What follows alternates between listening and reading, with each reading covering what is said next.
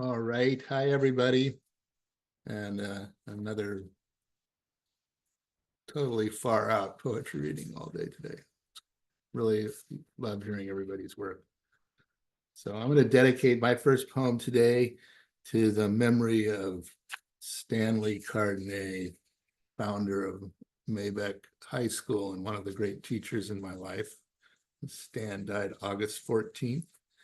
And this is a poem I wrote on a start of the year school campout, 1976. And I showed this to Stan, and he was very critical. He was an early person who recognized and supported my poetry, but he was a professor. It's Coyote's Journey.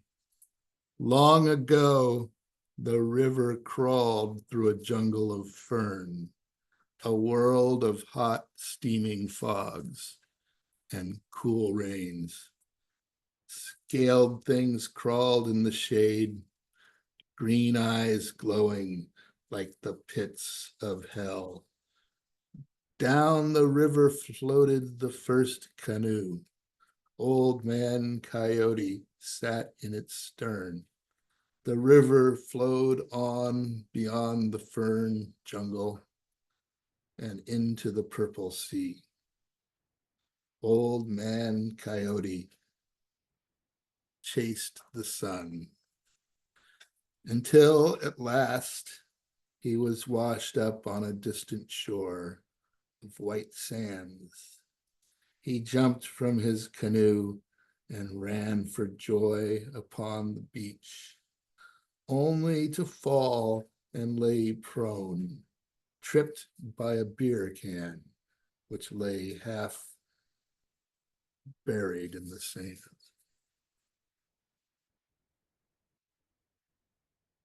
Second poem, this is a eulogy that I wrote for Allen Ginsberg at the time of his death in April 1997.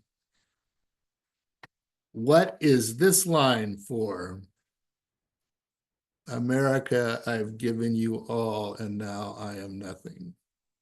Allen Ginsberg. Oh, my existence. Another poem, another eulogy. Our greatest poet of millennium's end, dead this day, dead. Allen Ginsberg, Bodhisattva, dead in New York City, dead. Old queer Ginsberg, in your face, uptight America. Poetry is life. Speak, tell it like it is. Shout it, howl in America's false, uptight face, without fear of death, without fear of life. Alive in the world, an angel of the world.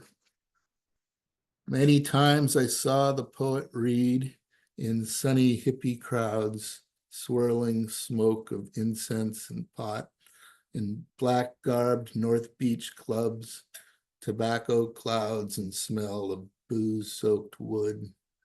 And once in Nevada City, I in line for wine, my psychedelic head expansively breathing, and a familiar voice asked, "What is this line for?" I turned, and there the poet stood, looking me in the eyes, smiling, and the other folks around began to hem and haw, trying to explain what the line was for. But I just smiled back, and I had once wondered ever since what this line is for. And now I'll never answer the grand old poet, because this day he's dead. Perhaps someday I'll tell uptight America, shout in the nation's false face, I'll howl what this line is for. I'll tell the world.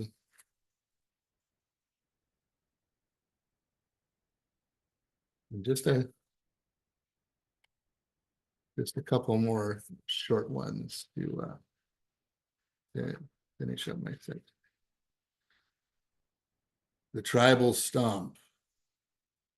Far out chants. Allen Ginsberg reads anti-nuke poetry. Music, hot sun, mellow trip back through time. Then a walk down a corridor of sweat-covered, bead-covered, leather-covered, spaced out, boho degenerate weirdos. And my mind is blown because I never knew that there's really were folks like this.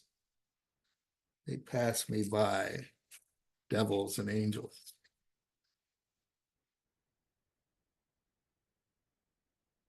And finally, like certain mystery nights, the wild-haired phantom laughs, a sullen laugh, while the wind blows green and blue, luminous, like certain mystery nights.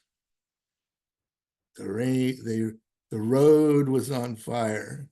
The road's on fire. Hey, cowboy, beat your horse's ass with that straw hat. Kick some dust in the air. We leap into the desert where the cactus grow, and be sure old man coyote howled. The moth flutters, softly flutters. I see it. I see the sun going down, and the wind whips dust fury in the orange light. Thank you for listening.